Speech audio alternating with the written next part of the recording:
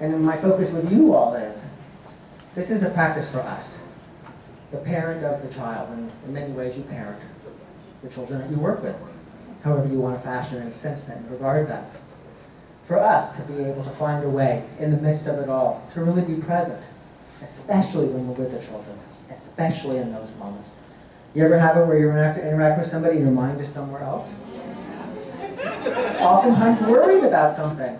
Oftentimes worried about something, right? We're hanging on to something that didn't go so well. Or thinking of a question to ask while the other person's still talking and hasn't finished. Yes, thinking of a question. Are you speaking from personal experience?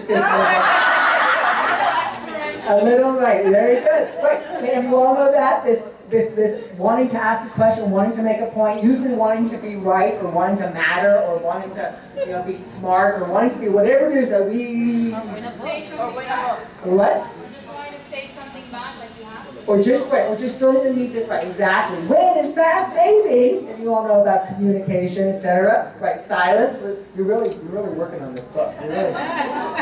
And communicating, right? Sometimes it augurs for a different response, but sometimes what's called for is to say something and do something. Sometimes what's called for is to be firm and assertive, right? And sometimes what's called for is not to say anything.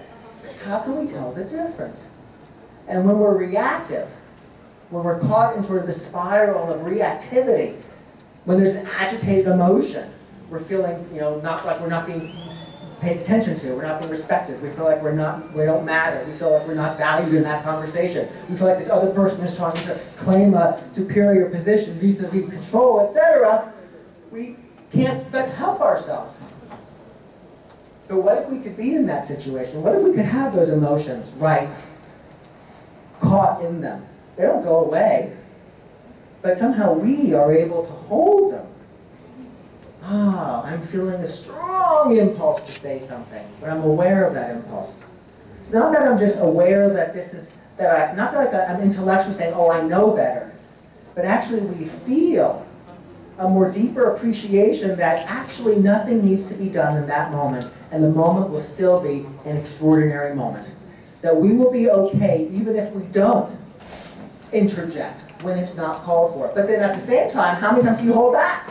You're in a situation, there's a lot of people talking, and you feel like, can't get my voice in there. I don't feel like I have a voice in this room. And to be able to be aware of that, and to then say something, which sometimes means to risk a little something. So we'll talk a little bit about that. Thank you.